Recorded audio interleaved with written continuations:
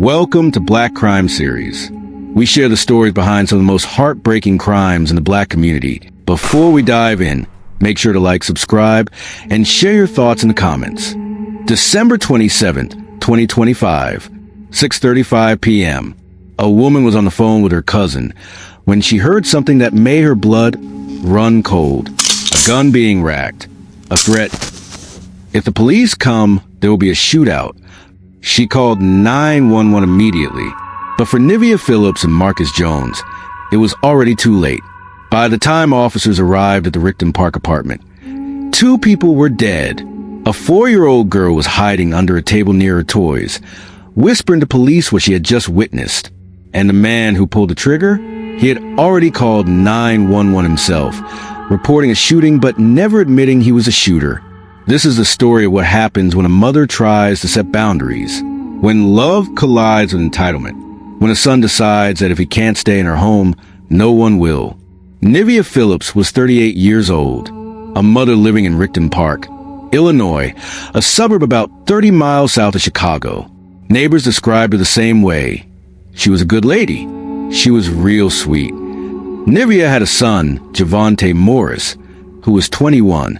They lived together in an apartment in the 22500 block of Jackson Court. Mother and son, the arrangement that's supposed to provide support, stability, safety.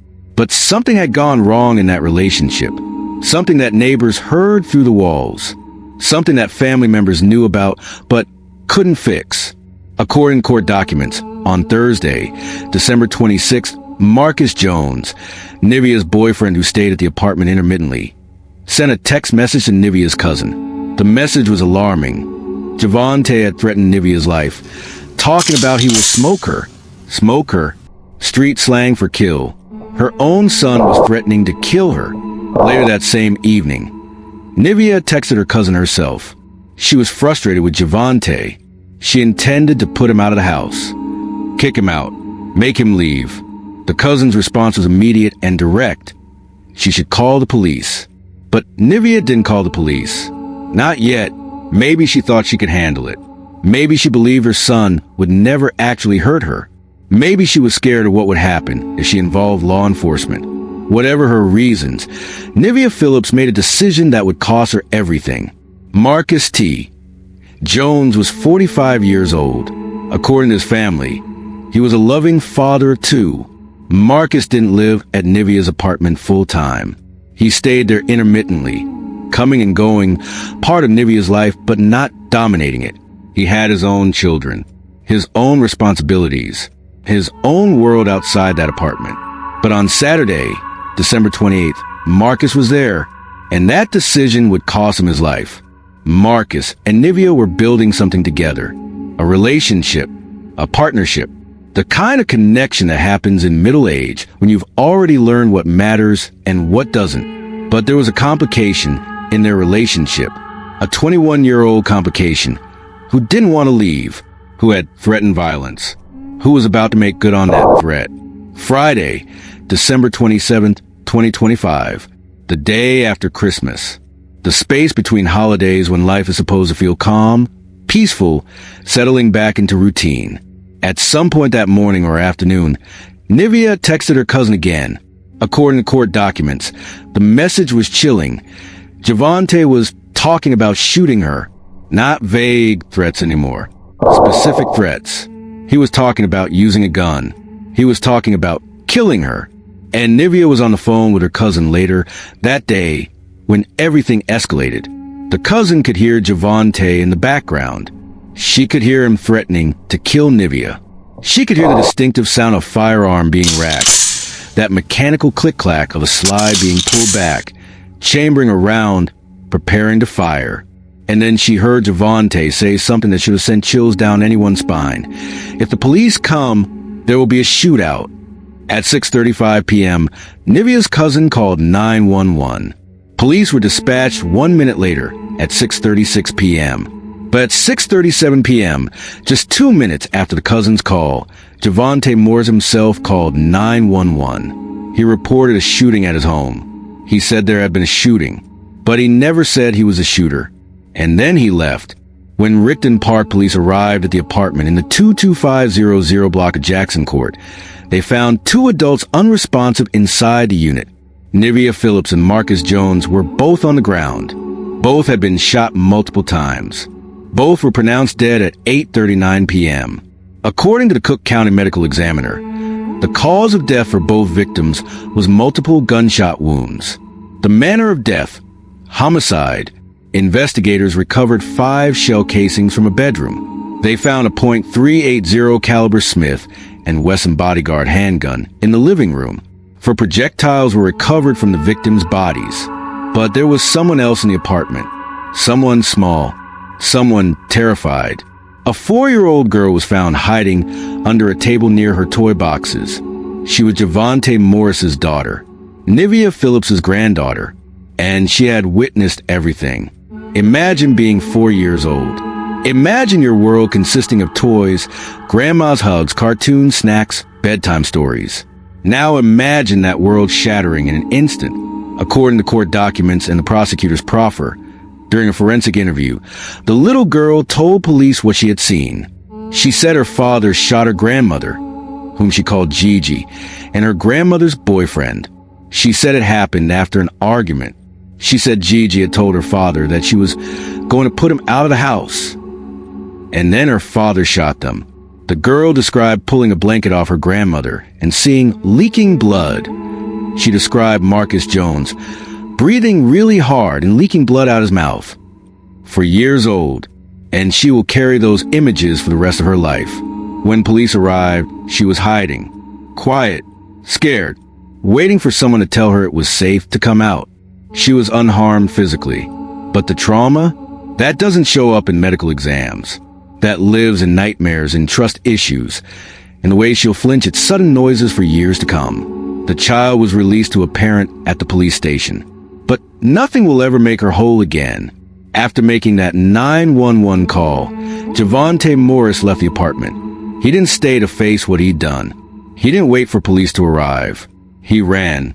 Officers found him less than a mile away, standing behind a garage in the 3800 block of Canterbury Court. He was arrested without incident. No chase. No struggle. He simply stood there, as if waiting to be found. On Tuesday, December 31st, 2025, just 4 days after the shooting, the Cook County State's Attorney's Office charged Javonte T. Morris with 2 counts of first-degree murder with intent to kill or injure.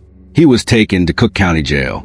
A judge ordered him detained while awaiting trial. His next court hearing is scheduled for January 21st, 2026, at the Cook County Courthouse in Markham. If convicted, Javonte Morris faces life in prison. Here's what keeps me awake about this case. Nivia Phillips knew her son was dangerous. She knew he had threatened her life. She had texted her cousin about it. Her cousin had heard him rack a gun, heard him threaten a shootout with police. And yet, Nivia was still in that apartment with him, still trying to manage the situation, still believing, perhaps, that she could handle it, that he wouldn't actually hurt her, that mothers don't get killed by their sons. But they do. According to FBI statistics, family members account for approximately 15% of all murder victims. Parents killed by their children represent a small but devastating subset of domestic homicides. And the triggers are often heartbreakingly mundane, not dramatic betrayals or long simmering feuds, just simple boundaries. I'm kicking you out. You can't live here anymore. It's time to go. For some adult children, especially those who feel entitled to their parents' support, those boundaries feel like rejection, like abandonment, like an attack that justifies retaliation. Nivia Phillips tried to set a boundary. She told her son he had to leave, and he killed her for it. Let's talk about what should have happened. On Thursday, December 26, 2025, Marcus Jones texted Nivia's cousin that Javonte had threatened Nivia's life. Red flag number 1.